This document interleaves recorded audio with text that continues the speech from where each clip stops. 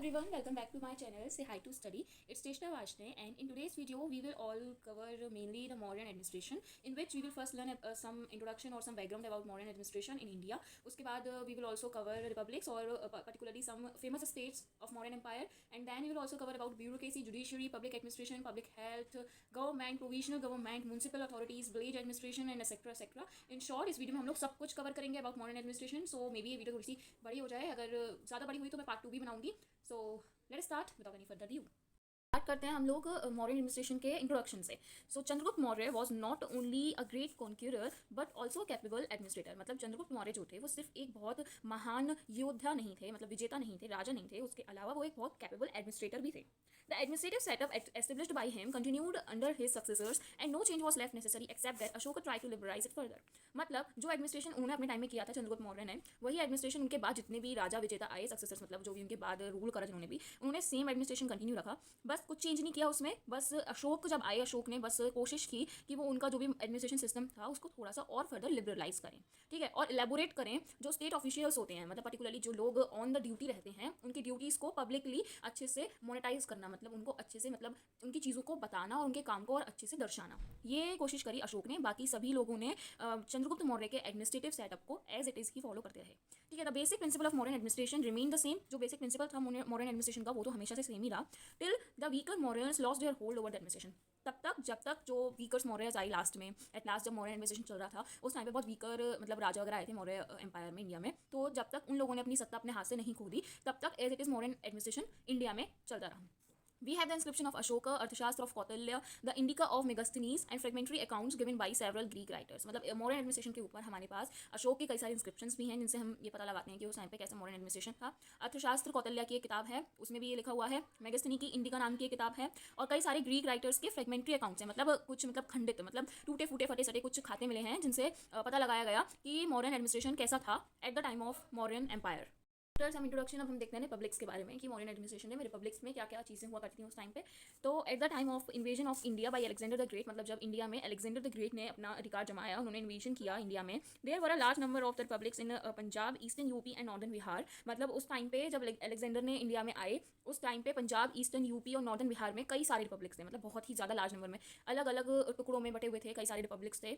There are also occasional references to them in Arthashastra of Kautilya. मतलब कौटिल्य की जो बुक है अर्थशास्त्र, उसमें जो रिपब्लिक्स हैं उनका ओकेजनल रेफरेंस भी बताया गया है. ओकेजनल रेफरेंस मतलब कि एज पर द ओकेजन वहाँ पे नए नए रिपब्लिक्स आते रहते थे, लोग नए नए रिपब्लिक्स में जाते रहते थे.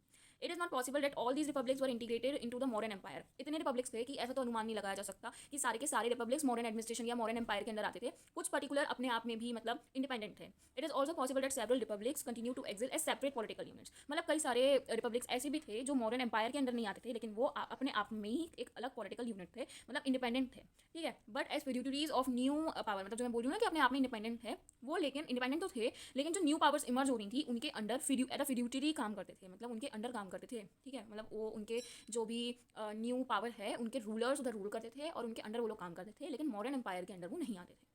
The provisional governors of the Mauryas में सुपरवाइज दैम. लेकिन ऐसा माना गया कि जो गवर्नर्स थे मौर्यन एम्पायर के, प्रोविजनल गवर्नर्स, प्रोविजनल गवर्नर से मतलब है कि एक पर्टिकुलर प्रोविंस में एक गवर्नर, एक जगह का एक गवर्नर, वो उनको सुपरवाइज करते थे, वो उनको चलाते थे. So we talk about the provisional government. तो प्रोविजनल जो थे वो पहले मॉडर्न एम्पायर में नहीं थे, पहले सिर्फ रिपब्लिक्स हुआ करते थे, जो कि मैंने आपको पहले ही बता दिए. बाद में क्या हुआ, इन रिपब्लिक्स में जो लोग थे उन सबके रिलीजन और इतने डिफरेंट थे, तो उसी कंपोजिशन की वजह से जो रिपब्लिक्स थे वो छोटे छोटे प्रोविंस में डिवाइड होने लगे, और ये नेसेसरी हुआ कि प्रोविजनल गवर्नमेंट बनाई जाए. So let us see the formation of an empire which incorporated religious of different ethnic composition. मतलब ये जो फॉर्मेशन था मॉडर्न एम्पायर का, वो धीरे धीरे करके डिफरेंट डिफरेंट इथनिक कंपोजिशन की वजह से इनकॉर्पोरेट होने लगा, विभाजित होने लगा, and different levels of the social development. और हर एक प्रोविंस का सोशल डेवलपमेंट अलग था.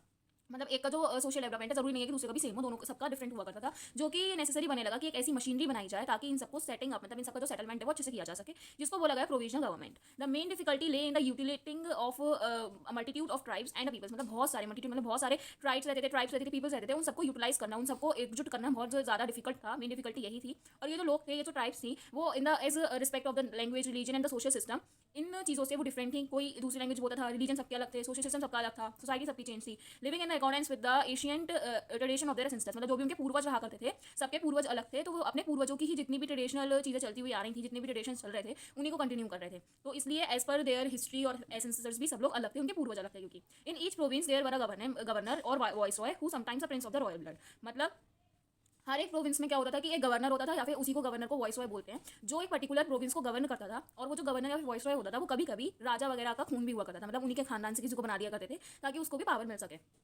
ओके तो जैसा कि मैंने आप लोगों को बताया कि कई सारे गवर्नर और वॉइसरॉय होते थे वो प्रिंस वगैरह भी बना करते थे। तो the princes when appointed as a viceroy, मतलब वो जो प्रिंसेस हुआ करते थे, जो राजकुमार हुआ करते थे, जो as a viceroy as a governor choose किए जाते थे, अपॉइंट किए जाते थे, उनको बोला जाता था कुमार महामद्रास। और जो नॉर्मली लोग हुआ करते थे, जो वॉइसरॉय या गवर्नर बनते थे, उनको बोला जाता था महामद्रास। सो अगर ये क्वेश्चन आए कि कुमार महामद्रास और महामद्रास में क्या डिफरेंस था, तो अगर कोई राजकुमार बन रहा है या फिर जो किंग है, जो प्रिंस है उस टाइम पे, उसके खानदान का, उसके रॉयल ब्लड का कोई बंदा बन रहा है तो उसको बोलेंगे कुमार महामद्रास। और जो नॉर्मल लोग अपॉइंट किए जाएंगे एज अ वॉइसरॉय उसको बोलेंगे Mahamatras only. According to doctor Altekar, the provisional government was required to maintain law and order. Provisional government का काम क्या था, ये डॉक्टर अलकेतर ने बताया कि provisional government law and order को मेंटेन करके चलती थी इन देयर प्रोविंस। ठीक है, वो कलेक्ट करते थे टैक्सेस सेंट्रल गवर्नमेंट के लिए, मतलब उस टाइम पे जो भी सेंट्रल गवर्नमेंट होती थी उसके लिए टैक्स कलेक्ट करने की जिम्मेदारी भी प्रोविजनल गवर्नमेंट की होती थी, जो मेनली गवर्नर और या फिर वॉइसरॉय उन्हीं के उसमें वोटों में आती थी। उनका काम ये भी होता था कि डिफरेंट डिफरेंट डिपार्टमेंट्स में जो वर्क हो रहा है उसके लिए वो कॉपरेट करें, मतलब कैसे वो उस काम को कराएं, उसके लिए पैसे इकट्ठा करना है या जो भी मशीनरी वगैरह चाहिए, वो सबका काम, कॉपरेशन का काम भी वॉइसरॉय का या फिर प्रोविजनल गवर्नमेंट का हुआ करता था। इन शॉर्ट अगर हम देखें प्रोविजनल गवर्नमेंट के बारे में, तो उनका काम क्या था, लॉ एंड ऑर्डर को मेंटेन करना, टैक्स को कलेक्ट करना सेंट्रल गवर्नमेंट के लिए, और कॉपरेट करना डिफरेंट डिफरेंट डिपार्टमेंट्स के काम के लिए। साथ ही ये बनाए क्यों गए, क्योंकि लोगों के बीच में as per the language, religion और सोशल सिस्टम बहुत ज़्यादा डिफरेंसेस आने लगे थे, लोगों का रहने का तरीका अलग था, उनके एंसेस्टर्स अलग थे, इसलिए लोगों ने रिपब्लिक्स को छोड़कर नए नए अपने प्रोविंस बनाए। नेसेसिटी होने लगी कि प्रोविजनल गवर्नमेंट भी बने, इसलिए वो बनाई गई। कुमार महामद्रास और महामद्रास वहाँ पे बनाए जाते थे एज अ गवर्नर और वॉइसरॉय। सो प्रोविजनल गवर्नमेंट यहाँ खत्म होती है। हम नेक्स्ट पढ़ते हैं डिस्ट्रिक्ट एडमिनिस्ट्रेशन। एडमिनिस्ट्रेशन में मतलब जो भी एक पर्टिकुलर डिस्ट्रिक्ट हुआ करती थी उधर कैसा मतलब डिस्ट्रिक्ट एडमिनिस्ट्रेशन था in the form of economy and the social form. So the revenue and the general administration was carried on the districts by Sthanikas and Gopas, मतलब जो भी जनरल चीज़ें रहती थी, मतलब जनरल एडमिनिस्ट्रेशन जो रहता था फॉर ऑल द पब्लिक, और जो रेवेन्यू कलेक्ट किया जाता था वो डिस्ट्रिक्ट में दो लोग कलेक्ट किया करते थे, जो थे सतनिकास और गोपास। ये लोग दो लोग थे जो पूरा रेवेन्यू और जनरल एडमिनिस्ट्रेशन देखते थे with their own staff of officials. इनके साथ साथ इनके खुद का जो स्टाफ हुआ करता था ऑफिशियल्स का, मतलब जो भी ऑफिसर्स हुआ करते थे इनके अंडर, इनके साथ जो काम करते थे, उनके साथ ये रेवेन्यू और जनरल एडमिनिस्ट्रेशन देखते थे। The Gopa had the charge of 5 to 10 villages in which supervise the maintenance of the boundary register, give sales and mortgages। मतलब जो गोप थे, गोपा हुआ करते थे, उनके अंडर 5 से 10 विलेजेस आते थे, मतलब 5 से 10 विलेजेस का वो लोग देखते थे। क्या देखते थे कि वो बाउंड्री का मेंटेन करके रखें कि मतलब कितना काम है वहाँ का, रोड एंड एडमिनिस्ट्रेशन, जो भी रजिस्टर्ड गिफ्ट्स हुआ करते थे, जो भी सेल्स होती थी, जो भी मॉर्टेजेस होते थे, वो सारा काम 5 से 10 विलेजेस का देखते थे गोप। क्या करते थे ये लोग, जो रजिस्टर्ड गिफ्ट और सेल्स और बाउंड्रीज वगैरह को देखते थे, उसके अलावा वो क्या करते थे कि जो भी पीपल्स रहा करते थे उनकी डिस्ट्रिक्ट के अंदर उन सबकी एक एक्यूरेट सेंसस देखते थे कि मतलब कितने लोग हैं, कितने मेल हैं, कितने फीमेल हैं, कितने बच्चे हैं, कितने लिटरेट हैं, कितने इलिटरेट हैं, ये सारा का सारा उनका देखने का काम था। मतलब एक एक्यूरेट सेंसस भी वो बनाकर रखते थे अपने पर्टिकुलर एरिया के, अपने पर्टिकुलर डिस्ट्रिक्ट के। एंड देयर मटेरियल रिसोर्सेज, तो साथ ही साथ जो भी उनके काम के लिए मटेरियल चाहिए होता था, रिसोर्सेज चाहिए होते थे, उसका भी मैनेजमेंट गोप ही देखते थे, गोपास ही देखते थे। The Sthanika had the similar duties in the district, Sthanika का भी सेम काम होता था जो कि गोपा का हुआ करता था, बस उनके जो इंचार्ज हुआ करते थे, उनके अंडर जो काम किया करते थे लोग, उनके साथ वो काम करते थे। And the Gopa necessary function under him, और ऐसा माना जाता है कि गोपा भी सतनिका के अंदर ही काम करते थे, मतलब सतनिका की हायर पोस्ट थी एज पर द गोपा। ठीक है, the Sthanikas were responsible to the Samaharta who commanded the services of Pradesh, मतलब जो सतनिकास थे वही रिस्पॉन्सिबल हुआ करते थे समर्थ के लिए। समर्थ भी एक पोस्ट है उस टाइम की कि मतलब वो जो समर्थ जो होते थे वो जो सर्विसेज होती थी पर्शियस की, मतलब प्रदेशस नाम के भी कुछ पोस्ट हुआ करती थी उस टाइम पे, उनके जितने काम हुआ करते थे उनको कमांड करते थे समर्थ, और समर्थ को कमांड करते थे सतनिकास। ठीक है, और इन सबका काम था लोकल एडमिनिस्ट्रेशन को सुपरवाइज करना, जिसके अंदर वो लोग roads, gift, sales, material, census, ये सब चीज़ें देखते थे। तो डिस्ट्रिक्ट एडमिनिस्ट्रेशन खत्म होता है। अब हम पढ़ेंगे नेक्स्ट विलेज एडमिनिस्ट्रेशन। एडमिनिस्ट्रेशन में देखें तो the village was the smallest unit of administration in charge of the official called Gramika, मतलब जो विलेज हुआ करता था वो सबसे स्मॉलेस्ट यूनिट होती थी एडमिनिस्ट्रेशन के लिए, और उसका जो इंचार्ज हुआ करता था, जो एडमिनिस्ट्राइज करता था पूरे विलेज को, उसको बोला गया है Gramika. He was not a paid servant of the crown, मतलब जो भी राजा वगैरह हुआ करते थे उनके लिए वो पेड सर्वेंट नहीं था, जो ग्रामिका हुआ करता था उसको कोई सैलरी नहीं मिलती थी राजा वगैरह से, लेकिन वो एक विलेज के लिए इलेक्टेड ऑफिशियल हुआ करता था, मतलब विलेज वाले अपना ग्रामिका खुद चूज करते थे, अपना ग्रामिका अपना रिप्रेजेंटेटिव इलेक्ट करके चूज किया करते थे, जो कि एक्सप्लेन करता है कि जो कौतल्य हैं, कौतल्य के ऑफिशियल्स में वाली चीज़ बताई गई है कि जितने भी इलेक्टेड लोग हुआ करते थे उन सबको सैलरी की जाती होगी। तो ऐसा भी माना गया कि ग्रामिका को भी सैलरी लिस्ट में डाला गया होगा, मतलब उसको भी कुछ ना कुछ सैलरी तो मिलती होगी। विलेज एल्डर्स जिनको बोला गया Gram Vriddhas are often mention in the Arthashastra. Arthashastra जो है वो कौतल्य की एक बुक है जिसमें ग्राम विधास यानी कि विलेज एल्डर्स, विलेज के सबसे बड़े लोग हुआ करते थे, उनको ग्राम विधास बोला गया है। उनके बारे में भी कुछ मेंशन दिया हुआ है, मतलब कुछ टिप्पणियां दी रखी हैं अर्थशास्त्र में। And they had a share in the guiding the people generally, और उनका काम क्या होता था ग्राम विधास का कि जो पीपल्स हैं उनको जनरली वो गाइड करते थे, चाहे वो किसी भी चीज़ के लिए उनको गाइडेंस चाहिए हो, और साथ ही जो भी गवर्नमेंट के ऑफिशियल्स हुआ करते थे, जो भी विलेज में पिटी मतलब डिस्प्यूट्स वगैरह अराइज होते थे, कॉन्फ्लिक्ट होते थे, लड़ाई होती थी, तो उन चीज़ को सुलझाने के लिए जो ग्राम विधास होते थे वो गवर्नमेंट की हेल्प किया करते थे। उनकी हेल्प बोले तो जैसे उनको बताते थे कि आपको ये फैसला लेना चाहिए, उनकी थोड़ी सहायता करा करते थे। Cultivable land was parcelled out in states belonging to the individuals, मतलब जो भी कल्टिवेबल लैंड हुआ करती थी वो जो भी बंदे की, मतलब जो भी इंडिविजुअल की वो लैंड है उसको पार्सल कर दी जाती थी, लेकिन जो पास्चर्स मतलब जो भी चरवाहे होते थे और जो फॉरेस्ट लैंड होती थी वो सबके लिए कॉमन रखी जाती थी, लेकिन कल्टिवेबल लैंड जिसकी है उसी को पार्सल की जाती थी। तो विलेज एडमिनिस्ट्रेशन यहाँ खत्म होता है। हम नेक्स्ट पढ़ते हैं म्युनिसिपल एडमिनिस्ट्रेशन। ओके, तो म्यूनसिपल एडमिनिस्ट्रेशन में हम सब कुछ पढ़ेंगे कि म्यूनसिपल जो होती है, जो डिस्ट्रिक्ट से एक बड़ा एरिया माना जाता है, 1 लाख 2 लाख से ज़्यादा पॉपुलेशन जहाँ होती है उसको म्यूनसिपल कहते हैं। तो उस एरिया में कैसे एडमिनिस्ट्रेशन हुआ करता था? तो according to the Megasthenes, Pataliputra was controlled by the municipal commission of 30 members who were divided into 6 boards of 5 members each. मतलब मैगस्थनीज ने ऐसा बताया कि पाटलिपुत्र जो था वो म्यूनसिपल कमीशन के मतलब म्यूनसिपल कमीशन पाटलिपुत्र को उस टाइम पे कंट्रोल करा करती थी। पाटलिपुत्र एक जगह है, म्यूनसिपल होगी यही, क्योंकि मैंने बताया ना कि म्यूनसिपल डिस्ट्रिक्ट से बड़ा एरिया होता है। तो पर्टिकुलरली पाटलिपुत्र की बात इसलिए की गई है क्योंकि मे बी ये सबसे फेमस म्यूनसिपल वहाँ की उस टाइम पे, मॉडर्न एम्पायर के टाइम पे। तो म्यूनसिपल कमीशन ऐसी हुआ करती थी कि 30 मेंबर की म्यूनसिपल कमीशन होती थी और वो 30 मेंबर्स को 6 बोर्ड्स में डिवाइड किया जाता था, जिसमें से हर एक बोर्ड का काम अलग होता था और हर एक बोर्ड में 5 मेंबर्स हुआ करते थे। मतलब 5 मेंबर्स ईच का 6 बोर्ड डिवाइड किए जाते थे, 30 मेंबर पूरे हो जाते थे। The first board was concerned with the industrial arts. मतलब जो पहला बोर्ड हुआ करता था 6 में से, उनका काम था इंडस्ट्री को देखना। इंडस्ट्री में जो काम चल रहे हैं, जो इंडस्ट्री के काम होंगे, उन सबको देखने का काम था फर्स्ट बोर्ड का। Its duty was to check adulteration and fix the rates of the fair wages. मतलब जो फर्स्ट बोर्ड था उसका काम क्या था कि जो एडल्टरेशन है, मतलब जो मिलावट टाइप चीज़ें होती हैं कि उसमें देखते रहें वो कि किसी चीज़ में मिलावट हो तो नहीं रही है, या मतलब अगर की जा रही है तो उससे पैसा लें, या जो भी रेट वगैरह मारें, और जो भी चीज़ें होती थी उन सबका एक फेयर रेट वगैरह फिक्स करना, लोगों को फेयर वेजेस मिले, ऐसा ना हो कि उनसे काम करा लिया जाए और पैसा उनको पूरा ना दिया जाए। तो ये वाला काम रहता था पहले बोर्ड का, मतलब इंडस्ट्री से रिलेटेड जितने काम होते थे वो काम रहता था पहले बोर्ड का देखना। फर्स्ट बोर्ड के बाद सेकंड बोर्ड का जो काम रहता था वो रहता था फॉरेन्स के अकॉर्डिंग। मतलब second board was concern with the foreigners, मतलब जो भी लोग घूमने आ रहे हैं या कुछ भी है इंडिया में, जो इतने भी लोगों का उस टाइम पे टाइम मतलब आना जाना लगा रहता था थ्रू बिजनेस या फिर ट्रैवलिंग के लिए भी, तो वो कंसर्न करता था सेकंड बोर्ड। सेकंड बोर्ड में अगर कोई भी फॉरेन इंडिया में आया, उसकी डेथ ही हो जाती है, तो उसको एक डिसेंट, एक पीसफुल ब्यूरल, मतलब उसकी जो बोलते ना शव यात्रा निकाली जाती थी बहुत मतलब डिसेंट वे से, सभ्य तरीके से। एंड उसकी जो प्रॉपर्टी हुआ करती थी उसको, जो स्टेट हुआ था, मतलब जो भी पर्टिकुलर स्टेट है, जो भी म्यूनसिपल है, जो जिनकी उस टाइम पे पावर हुआ करती थी, जिन पे सत्ता हुआ करती थी, उनको वो ऑफिशियल्स को दे दी जाती थी प्रॉपर्टी की वो उसकी देखभाल करें। Third board was concern with the systematic registration of birth and death. मतलब जो भी थर्ड बोर्ड रहता था वो ये रजिस्ट्रेशन जो होते हैं ना कि बर्थ रेट डेथ रेट निकालने वाला सिस्टम, तो डेथ और बर्थ का रजिस्ट्रेशन करता रहता है कि आज मतलब इस समय तक इतने लोगों की मतलब डेथ हुई, इतने लोग पैदा हुए, इतने न्यूबॉर्न्स हुए, इतने लोगों की न्यूबॉर्न्स होती ही डेथ हो गई। तो ये वाला काम रहता था थर्ड बोर्ड का। The object of registration was to collect information for the government. ये जो रजिस्ट्रेशन रहता था डेथ का और बर्थ का, वो गवर्नमेंट के लिए रहता था कि गवर्नमेंट को सबकी इन्फॉर्मेशन रहे, इसलिए ये चीज़ के रजिस्ट्रेशन को कलेक्ट किया जाता था। And also give facility in living taxes. और इससे क्या होता था कि टैक्सेस का भी पता था कि इस बंदे की डेथ हो गई तो अब टैक्स इनकी फैमिली में किससे लेना है, या इसकी फैमिली नहीं है वो अनाथ था या पर्टिकुलरली वही बंदा था देने वाला, तो इनसे टैक्स लेना है कि नहीं लेना है। तो इस चीज़ का भी गवर्नमेंट को हेल्प हो जाया करती थी इस रजिस्ट्रेशन से। The fourth board was concern with the trade and commerce. Fourth board trade and commerce, मतलब जो भी लेन देन हुआ करता था, बिजनेस हुआ करता था, उस चीज़ से कनेक्ट करता था fourth board. It regulated sales and enforce the use of duly stamped weights and measures. मतलब जितने भी नाप तोल की चीज़ें रहती थी, जो भी स्टैंप लगती थी बिजनेस की चीज़ों पर, जो भी सेल्स हुआ करती थी, उन सबको भी देखता था फोर्थ बोर्ड। और वहीं जो फिफ्थ बोर्ड था वो मैन्युफैक्चरिंग को देखता था, मतलब चीज़ें जो बनाई जाती थी इन इंडस्ट्रीज़ में, जो भी मैन्युफैक्चरिंग की पावर रहती थी, जो भी रॉ मटेरियल रहता था, यूज़ रहता था, वो सब कुछ फिफ्थ बोर्ड देखता था। The law require for the separation of the old golds from the new, मतलब न्यू गोल्ड। मतलब जो भी एक लॉ ऐसा होता था जिसको ज़रूरत रहती थी कि जो पुरानी चीज़ें हैं, पुराने जो प्रोडक्ट्स हैं, उनको नए वालों से अलग करके रखा जाए, तो उसके लिए लॉ की नीड रहती थी। तो वो फिफ्थ जो बोर्ड था वो देखता था। और जो भी लॉ हुआ करता था कि जिससे मतलब दोनों गुड्स सेपरेट हुआ करते थे, अगर उस लॉ को कोई तोड़ता है तो उस बंदे को पनिश किया जाता था। The person who violated the law were punish. ठीक है। The function of the sixth board was the collection of the tips on the value of the good sold. मतलब जो भी गुड बेचे गए, उनकी जितनी भी रेवेन्यू कलेक्ट होता था उसको कलेक्ट करने का काम था सिक्स्थ बोर्ड का। तो आई थिंक आपको म्यूनसिपल कमीशन का जो काम रहता था उस टाइम पे, म्यूनसिपल एडमिनिस्ट्रेशन जो था वो समझ में आ गया होगा। अब हम नेक्स्ट पढ़ेंगे कि ब्यूरोक्रेसी कैसी थी सेंटर में, मतलब कैसे लोग थे, कैसी नौकरशाही थी, कौन किस चीज़ के लिए काम किया करता था, कैसी पोस्ट रहा करती थी, ये सब हम नेक्स्टली पढ़ने वाले हैं। आगे बढ़ने से पहले अगर आप लोगों को आर्टिस्टिक वर्क जैसे कि प्रोजेक्ट फाइल, आर्ट, स्केचेस वगैरह लिखने का शौक है तो आप लोग मेरा दूसरा चैनल जाके चेकआउट कर सकते हैं, जिसकी लिंक मैंने डिस्क्रिप्शन बॉक्स में दे रखी है। Thank you.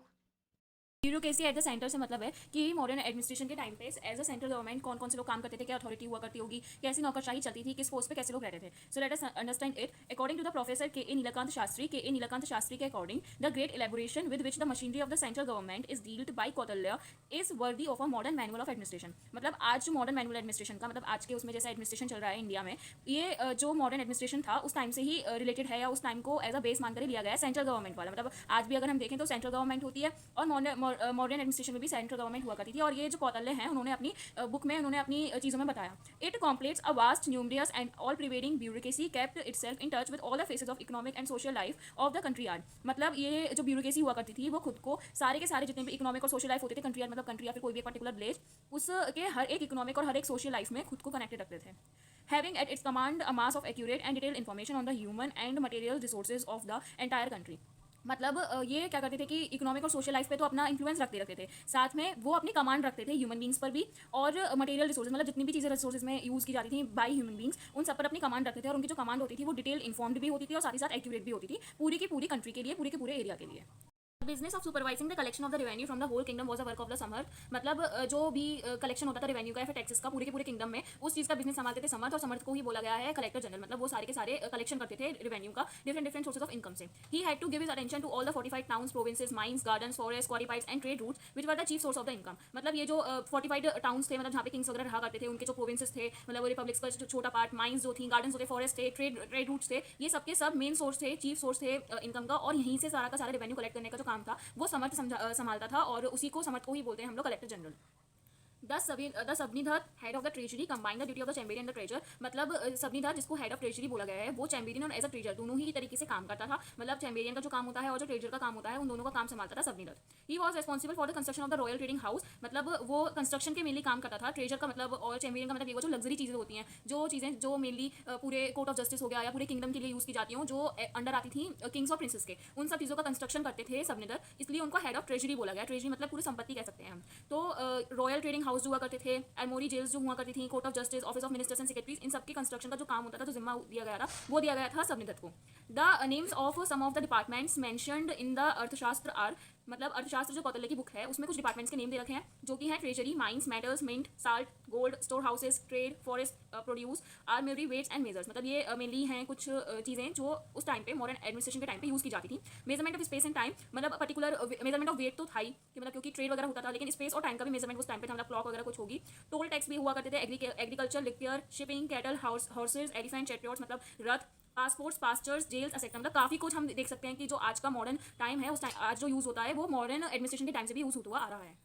ब्यूरोक्रेसी में हमने पढ़ लिया कि मतलब सेंट्रल गवर्नमेंट हुआ करती थी, जो कि आज भी मॉडर्न मैनुअल एडमिनिस्ट्रेशन में चल रही है। उसके बाद जो सेंट्रल गवर्नमेंट हुआ करती थी, वो पूरी कंट्री आर्ट के सारे सोशल लाइफ और इकोनॉमिक लाइफ के साथ साथ वो ह्यूमन बींग्स पर और उनके मटेरियल रिसोर्सेज पे कमांड रखती थी। और समर्थ जो थे वो कलेक्टर जनरल थे, सारा रेवेन्यू कलेक्ट करते थे different different source of income से। उसके बाद हमने पढ़ा सदीवंत थे, जो कि ट्रेजरी और कैम्बेरियन दोनों का ही काम करते थे। फिर हमने कुछ माइंस और ट्रेजरीज के डिपार्टमेंट भी पढ़े अलग अलग अकॉर्डिंग टू द अर्थशास्त्र बुक ऑफ कौटिल्य। इन सब के अलावा कुछ रेफरेंसेस दे रखे हैं पर्टिकुलर पोस्ट के, उनको हम देख लेते हैं। पुरोहित, जो कि चीफ प्रीस्ट हुआ करते थे, मतलब तो सबसे बड़े पंडित हुआ करते थे उस टाइम पे, उनको पुरोहित बोलते थे। सेनापति बोला जाता था कमांडर ऑफ द आर्मी को, मतलब आर्मी के जो कमांडर हुआ करते थे, मतलब आर्मी में सबसे बड़ी पोस्ट जो हुआ करती थी उस टाइम पे, वो सेनापति की हुआ करती थी, और सेनापति ही आर्मी को चलाते थे। प्रतिहार बोला जाता था ईट पीकर और the protector of the king's palace, मतलब किंग का जो घर हुआ करता था, उनका जो महल हुआ करता था, उसके प्रोटेक्टर को बोला जाता था प्रतिहार। अंतर्वमिस्का बोला जाता था leader of the Harim guards, मतलब जो भी किंग के फोर्ट में गार्ड्स हुआ करते थे, दूत हुआ करते थे, उन सबका एक हेड होता था, जो कि ये मतलब बताता था कि कौन सा गार्ड किस चीज़ की सेवा करेगा और पूरे फोर्ट में कहाँ खड़ा होगा, ये देखा जाता था। दुर्गपाल देखा जाता था गवर्नर ऑफ द फोर्ट को, मतलब फोर्ट किला जो होता था किंग के, उसके गवर्नर को बोला जाता था दुर्गपाल। दुर्ग को ही हम इंग्लिश में फोर्ट बोलते हैं। अंतपाल बोला जाता था गवर्नर ऑफ द फॉरेंटियर को। फॉरेंटियर मतलब जिस स्टेट में जिस पर्टिकुलर जगह पे किंग का फोर्ट स्थित होता था, उस पर्टिकुलर जगह की रक्षा करने वाले को बोला जाता था अंतपाल। पौर बोला जाता गवर्नर ऑफ द कैपिटल को, मतलब जो भी संपत्ति हुआ करती थी किंग के, जो भी खदान होते थे और जो भी पैसा वगैरह होता था, उस सबका मतलब देखभाल करना, या फिर एक पर्टिकुलर कोठी टाइप बना दिया करते थे उस टाइम पे लोग, जिसमें वो अपना पूरा खजाना रखते थे, तो उस चीज़ का सेवा करना पौर बोलते थे उसको। न्यायाधीश, चीफ जस्टिस, आज भी हम चीफ जस्टिस को न्यायाधीश ही बोलते हैं। परस्थित बोला जाता था हेड ऑफ द पुलिस को, मतलब उस टाइम पे जो पुलिस हुआ करती थी उसके हेड को बोला जाता था परस्थित, और आज हम उसको इंस्पेक्टर बोलते हैं। एस्पोनेज है, एस्पोनेज का मतलब होता है जासूसी, मतलब गुप्तचरी, मतलब जो हम गुप्त होकर, मतलब लोगों से छुपकर जो उनके बारे में कुछ पता लगाना, वो हो गया एस्पोनेज। तो मॉडर्न एडमिनिस्ट्रेशन का एक सबसे बड़ा और सबसे बोल सकते हैं कि इंपॉर्टेंट और सबसे अलग एक एडमिनिस्ट्रेशन का पार्ट है एस्पोनेज, की उस टाइम पे जासूसी भी एक एडमिनिस्ट्रेशन का पार्ट हुआ करती थी। कैसे वो हम देख लेते हैं। Kautilya has put great emphasis on the espionage system which has intended to promote progress, efficiency and stability in the state. मतलब कि कौटिल्य ने अपनी बुक में बताया अर्थशास्त्र में कि उस टाइम पे एस्पोनेज मतलब जासूसी की बहुत ज़्यादा नीड रहती थी स्टेट के, मतलब एक पूरे राज्य के प्रोग्रेस के लिए, इफिशियंसी के लिए और स्टेबिलिटी के लिए। It brought out solidity and harmony among the people when threatened bye troubles created by the foreign states. मतलब जब फॉरेन स्टेट्स, बाहर का कोई भी स्टेट हम लोगों पर कोई हमला करता था उस टाइम पे, मतलब उस टाइम पे जो भी लोग रहते होंगे उन पर हमला करता था या कोई धमकियां देता था या डराता था, तो जासूसी से वो हम पहले से ही पता लगा लिया करते थे, जिससे क्या होता था कि लोगों में सॉलिडिटी और हार्मनी आती थी, मतलब यूनिटी आती थी, लोग एकजुट हो जाते थे, पहले से ही सतर्क हो जाते थे कि हमें ये सब होने वाला है, तो हमको अब एकजुट होना है। तो उस टाइम पे इस चीज़ की भी बहुत ज़्यादा हेल्प रहती थी। It had a positive and a useful function, मतलब इसका एक पॉजिटिव और एक बहुत यूजफुल फंक्शन रहा था, किसका, जासूसी का। According to Kautilya various kinds of spies were to be employed by the king, मतलब जासूसी करने के लिए कुछ लोगों को चुना जाता था जिनको स्पाई बोला गया है, वो अलग अलग चीज़ों में चुने जाते थे, अलग अलग चीज़ों के लिए चुने जाते थे, जैसे कि फ्रॉडुलेंट डिसिपल्स के लिए, रिक्यूलियस के लिए, हाउस होल्डर्स के लिए, merchants, ascetic classmates, fire brands, prisoners, women of any kind, मतलब इन सब चीज़ों के लिए अलग अलग स्पाई को चुना जाता था, और वो चुनता कौन था, किंग। ठीक है, तो उस टाइम पे गुप्तचरी मतलब जासूसी का भी बहुत ज़्यादा मेन रोल रहा है मॉडर्न एडमिनिस्ट्रेशन के टाइम पे, मॉडर्न एम्पायर के टाइम पे। सब मिलिट्री ऑर्गेनाइजेशन में पढ़ेंगे तो उस टाइम पे कैसी मिलिट्री हुआ करती थी, नेवी होती थी या नहीं होती थी, और जो आज के टाइम में 3 तरह की आर्मी है उस टाइम पे कैसी होती थी वो हम देखेंगे. So the मॉडर्न्स maintained a large efficient and well equipped army, मतलब उस टाइम पे बहुत एक लार्ज एक इफिशिएंट और वेल इक्विप्ड आर्मी रहा करती थी, which was compose by 6 elements. इसके 6 एलिमेंट थे उस टाइम पे. The modern army consisted of 4 limbs, मतलब 4 उसके पहलू थे मॉडर्न आर्मी के, which the infantry, the cavalry, elephants and chariots. Infantry मतलब जो पैदल चलने वाली सेना हो गई, और क्लेवरी मतलब जो घुड़सवार होते हैं वो, एलिफेंट्स, और चैट्रियट्स मतलब रथ. तो ये 4 तरीके की उस टाइम पे सेना होती थी मॉडर्न एडमिनिस्ट्रेशन के टाइम पे. हाउएवर इन कौटिल्य अर्थशास्त्र, अगर कौटिल्य की बुक जो है अर्थशास्त्र, उसमें हम देखें तो खाली इन्फेंट्री मतलब पैदल सेना, कैलेवरी मतलब घुड़सवार वाली, और एलिफेंट्री का ही मतलब प्रोमिनेंटली वहाँ पे यूज़ किया गया है. वहाँ पर जो है चैट्रियट का नहीं बताया गया है. जबकि अर्थशास्त्र इन तीनों के अलावा बताती है कि कैमल्स को भी यूज़ किया जाता था, और साथ ही साथ एस्कॉप्स ऑल्सो, मतलब गधे जो होते थे उनको भी एज अ मतलब घुड़सवार जैसे हो गए उस तरीके से एस्कॉप्स को भी यूज़ किया जाता था आर्मी के तौर पर. The administrations of the army was looked after the war office, consisting of 30 members who were divided into the 6 boards of 5 member each. मतलब जो एडमिनिस्ट्रेशन था आर्मी का वो एक बार ऑफिस मतलब पूरा उसको देखता था, एक वॉर ऑफिस बना हुआ था वो उसको पूरा देखता था, जिसके अंदर 30 मेंबर होते थे, और उन 30 मेंबर को 6 बोर्ड्स में डिवाइड कर दिया जाता था, और हर एक बोर्ड में 5 मेंबर हुआ करते थे. मतलब 6 मेंबर हर एक बोर्ड में होते थे, और टोटल 30 मेंबर होते थे. सॉरी, 6 बोर्ड में 5 मेंबर होते थे टोटल, और 30 मेंबर टोटल हो जाते थे. The first board was the in charge of the navy, मतलब जो पहला बोर्ड होता था 6 में से वो नेवी का इंचार्ज होता था, मतलब पानी में जो सेना जाएगी उसका इंचार्ज होता था. Second board was concern with the transport communist and army service, मतलब ट्रांसपोर्ट जो रहता था उसका देखता था. सेकंड बोर्ड कम्युनिस्ट मतलब जो भी रथ वगैरह हो गए सेना के उसमें जो भी यूज आते थे उसका पूरा विभाग था ये, मतलब डिपार्टमेंट था. आर्मी सर्विसेज को भी देखता था क्या बोलते हैं सेकंड बोर्ड. अब जो आर्मी सर्विसेज हुआ करती थी वो क्या होती थी कि including the provision of the drummers, मतलब उसमें जो ड्रम बजाते हैं ना आर्मी में, जब कभी भी देख लेना कि कभी भी कहीं पे रैली वगैरह निकलती है आर्मी की, उसमें ड्रमर्स होते हैं, ड्रमर्स होते थे, ग्रूम्स होते थे, मैकेनिक्स होते थे, ग्रास कटर्स होते थे. इन सब की सर्विसेज प्रोवाइड कराने का काम किसका होता था, सेकंड बोर्ड का. और फर्स्ट बोर्ड का क्या होता था कि इंचार्ज होता था वो किसका, नेवी का. Third board dealt with the infantry, infantry वही मैंने आपको बताया कि पैदल सेना जो होती थी उसका थर्ड बोर्ड देखता था. और फोर्थ बोर्ड बताता था क्लेवरी के बारे में, मतलब घुड़सवार. Fifth board in charge of the war chariots, and the sixth board was in charge of the elephants, मतलब 5वां जो होता था वो रथ वगैरह का देखता था, और 6वां जो होता था वो एलिफेंट्स का. All Indian आर्मीज had 4 members. उस टाइम पे इंडियन आर्मी में 4 मेंबर्स होते थे, और इसी वजह से उसको चौत्रयांगिनी सेना बोला जाता था. क्या बोला जाता था, चौत्रयांगिनी सेना. 4 मेंबर्स कौन से होते थे, इन्फेंट्री, क्लेवरी, एलिफेंट्री, और चौथा हुआ करता था चैट्रियट्स. ठीक है. पब्लिक हेल्थ और सैनिटेशन में देखें तो उस टाइम पे जो थी वो लोगों की हेल्थ और लोगों की सैनिटेशन पर बहुत ज़्यादा ध्यान दिया जाता था. कैसे वो हम देखते हैं, the state to great care of the health of the people, मतलब जो उस टाइम पे राज्य होता था वो लोगों की हेल्थ पर बहुत ज़्यादा केयर करता था, बहुत एक अच्छा इन्फ्लुएंस रखता था. हॉस्पिटल्स वर बिल्ड, हॉस्पिटल्स बनाए जाते थे उस टाइम पे, maintain not only for the human beings, मतलब हॉस्पिटल्स बनाए गए थे वो सिर्फ और सिर्फ ह्यूमन बींग्स के लिए नहीं बनाए गए थे, but also for birds and animals, मतलब ह्यूमन बींग के साथ साथ एनिमल्स और बर्ड्स दोनों के लिए ही हॉस्पिटल्स बनाए गए थे. मतलब ये दिखाता है कि उस टाइम पे लोगों को पब्लिक हेल्थ और सैनिटेशन की फैसिलिटीज काफी अच्छी हुआ करती होंगी मॉडर्न एम्पायर के टाइम पे. Elaborate rules were framed for the sanitation purposes, कुछ ऐसे रूल्स भी बनाए गए थे ताकि सैनिटेशन अच्छे से हो पाए. सैनिटेशन पर्पस के लिए बहुत सारे रूल्स भी बनाए गए थे, और ऐसा भी था कि अगर कोई बंदा उसको वायलेट करता है, मतलब उन रूल्स को अगर वो तोड़ता है तो उसको पनिश किया जाएगा. ठीक है. तो उस टाइम पे रूल्स बनाए जाते थे हेल्थ के लिए, और साथ ही साथ हॉस्पिटल्स की अच्छी फैसिलिटी थी for human being also and for animals and birds also. These were a separate department for a public census, मतलब sorry there was a separate department for public census, मतलब पब्लिक सेंसस के लिए जो जनगणना होती है time to time, उसके लिए भी पब्लिक के लिए अलग सा ही एक डिपार्टमेंट बनाया गया था. ऐसा नहीं था कि एक ही वो है और एक ही डिपार्टमेंट है वही सब कुछ देख रहा है, नहीं, उसके लिए अलग था. ये वाली चीज़ मैं आपको पहले भी बता चुकी हूँ. Record of the birth and the death were kept at every place, मतलब बर्थ और डेथ, मतलब जो भी बंदे मर रहे हैं और जो भी बंदे जिंदा हो रहे हैं, मतलब पैदा हो रहे हैं, उन सब का भी रिकॉर्ड अलग से रखा जाता था. और खाली ऐसा नहीं है कि जहाँ पर किंग का शासन है कि सिर्फ वहाँ पे रखा जाएगा, जो बहुत ज़्यादा वो स्टेट जो बहुत ज़्यादा डेवलप्ड है, नहीं, हर एक प्लेस पर बर्थ और डेथ का अपना रिकॉर्ड रखा जाता था.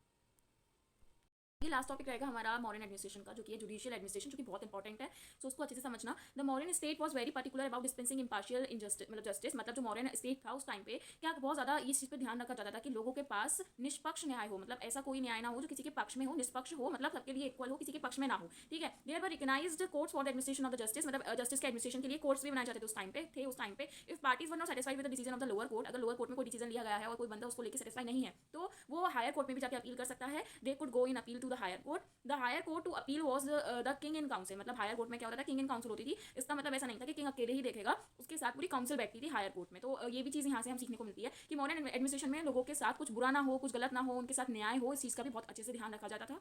हाँ जी, तो अगर अब हम जुडिशियल की बात कर रहे हैं तो ऑफकोर्स कोर्ट्स तो आएंगे, लोअर कोर्ट हायर कोर्ट पढ़ लिए.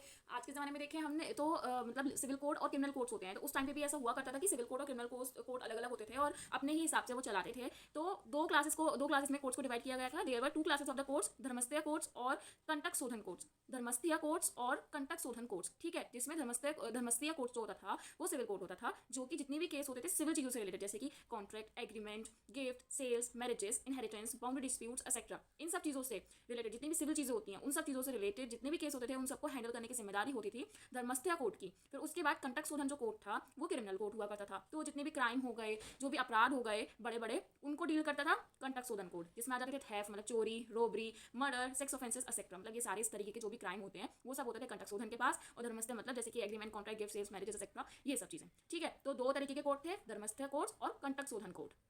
The supreme court was at the capital, मतलब जो सुप्रीम कोर्ट हुआ करता था उस टाइम पे, वो जो भी कैपिटल होती थी मॉडर्न एम्पायर की उसमें हुआ करता था, और was presided over the king और द चीफ जस्टिस, मतलब उसको या तो किंग या फिर चीफ जस्टिस मतलब न्यायाधीश वो देखते थे। There were subordinate courts at the headquarters of the provinces, divisions and district, मतलब प्रोविंसेस जो भी होते थे, रिपब्लिक्स के छोटे पार्ट जो भी डिवीजन्स होते थे उनके डिस्ट्रिक्ट्स, इन सब पर अपने अपने कोर्ट्स के सबऑर्डिनेट कोर्ट होते थे अपने अपने हेडक्वार्टर पर। विलेजेस में क्या होता था, पॉपुलर कोर्ट्स होते थे जिसमें विलेजेस के बड़े लोग एल्डर्स बैठते थे और वो छोटे मोटे केस वहाँ पे ट्राई करते रहते थे। Modern penal code was very severe, मतलब उस टाइम पे जो मॉडर्न पैनल कोड भी बना हुआ था, जैसे कि आज इंडियन पैनल कोड है वैसे ही उस टाइम पे मॉडर्न पैनल कोड था जो कि बहुत अच्छे से काम करता था। इट सैंक्शन टॉर्चर, मतलब जो भी टॉर्चर वगैरह हुआ करते थे उसको देखता था, ट्रायल देता रहता था ऑडियल के बारे में, मतलब परखता रहता था चीज़ों को। मल्टीनेशन ऑफ लिम्स, मतलब जो भी लॉज वगैरह बनते थे उनको अलग अलग चीज़ों में विभाजित कर देना, उनके पार्ट्स बनाना, आर्टिकल्स बनाना, ये सब देखता था modern penal code. Jails were probably under the management of the department of justice, मतलब जो भी जस्टिस का डिपार्टमेंट होता था उसी के अंडर जेल्स भी आती थी। सो आई होप आपको जस्टिस जुडिशियल एडमिनिस्ट्रेशन भी अच्छे से क्लियर हो गया होगा। हमने मॉडर्न एडमिनिस्ट्रेशन में बहुत कुछ पढ़ा, जैसे कि republics, provisional government, municipal administration, district administration, village administration, health, sanitation, और साथ ही साथ जुडिशियल अलग पढ़ा हमने, मिलिट्री के बारे में अलग पढ़ा। सो आई होप आपको मॉडर्न एडमिनिस्ट्रेशन ऑल ओवर बहुत अच्छे से क्लियर हो गया होगा। अगर आप लोगों को ये वीडियो अच्छी लगी हो तो प्लीज़ वीडियो को लाइक करें, अपने दोस्तों के साथ शेयर करें, और हाँ please subscribe to my channel. Thank you. So see you guys in the next video.